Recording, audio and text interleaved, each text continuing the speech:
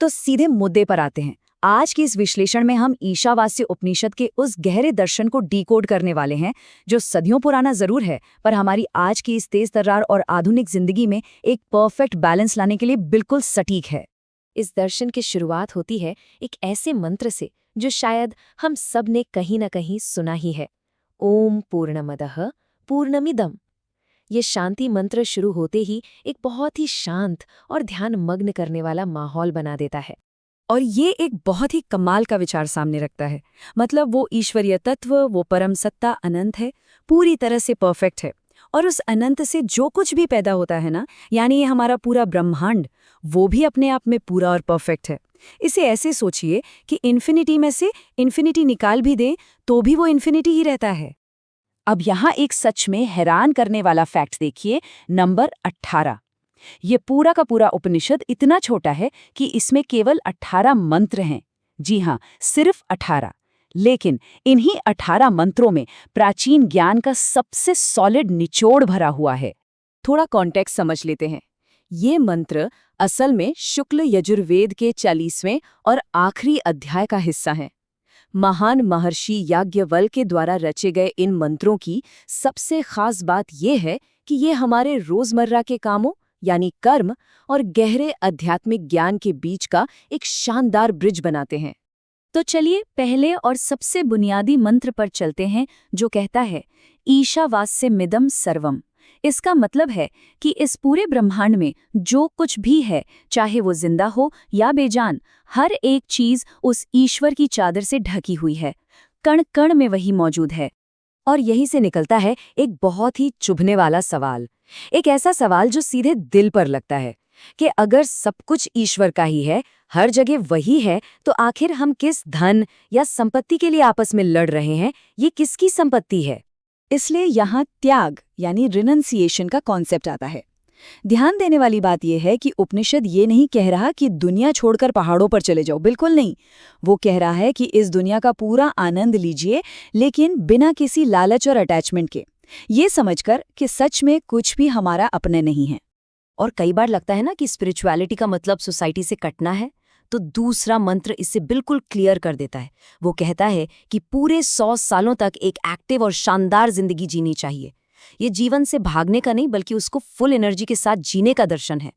लेकिन कैसे जिए? ये सिखाता है कि अगर कोई पूरे 100 साल तक बिना किसी स्वार्थ के अपना हर काम ईश्वर को समर्पित करके करता है, तो वो जन्म और मौत के चक्कर में नहीं फंसता। क्योंकि जब हमारे अंदर से अहंकार ही खत्म हो जाता है, तो हमारा निस्वार्थ कर्म हमें कभी बांध ही नहीं सकता। अब आते हैं एक थोड़े रहस्यमयी विषय पर। जो लोग इस सच्चाई को नहीं मानते, उनका क्या? इसे समझने के लिए आत्मा के उस स्वरूप को जानना जरूरी है, जो थोड़ा विरोधाभासी है।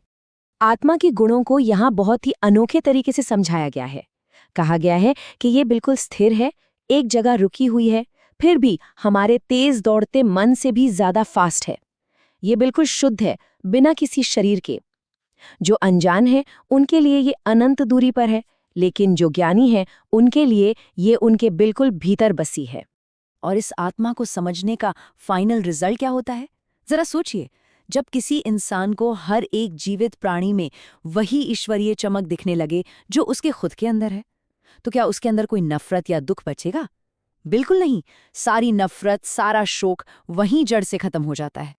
चलिए अब इस विश्लेषण के सबसे मुख्य टकराव की तरफ बढ़ते हैं, जहां प्राचीन काल की सबसे बड़ी डिबेट सामने आती है, दुनियादारी के कामों और आध्यात्मिक ज्ञान के बीच का तालमेल। यहाँ दो चीजों के बीच डायरेक्ट कंपैरिजन है, विद्या और अविद्या।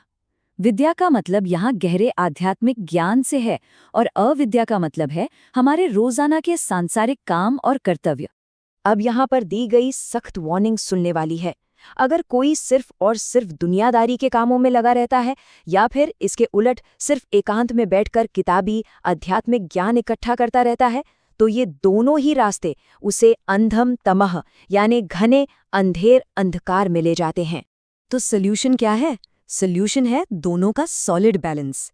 यानी मृत्यु को पार करने के लिए अपने सांसारिक फर्ज यानी अविद्या को निभाना ही पड़ेगा, और आखिरी अमर शांति पाने के लिए स्पिरिचुअल ज्ञान यानी विद्या का सहारा लेना होगा। दोनों जरूरी हैं। यही सेम फॉर्मूला एक और गहरे टॉपिक पर अप्लाई होता है, असंभूति और संभूति की उपासना। यानी जो दुनिया हमें सामने फिजिकली दिख रही है उसकी पूजा, बनाम जो अव्यक्त है, इन्फिनिटी है, उस परमेश्वर की पूजा। कर्म और ज्ञान की ही तरह यहाँ पर भी सच्ची मुक्ति तभी मिलती है जब इस दिखने वाली फिजिकल दुनिया और उस अनंत आध्यात्मिक सत्ता दोनों के बीच एक सही बैलेंस बनाकर चला जाए। जैसे जैसे हम इस विश्लेषण के आखिरी और थोड़े इमोशनल हिस्से में पहुंचते हैं, उपनिषद एक बहुत ही कवितात्मक रूप ले लेता है, जहां मरने से ठीक पहले की मार्मिक प्रार्थनाएं की गई हैं। यहाँ एक बहुत ही सुंदर उपमा दी गई है हिरण्मयेन पात्रेण, यानी सत्य का मुख एक चमकदार सोने के बर्तन से ढका हुआ है।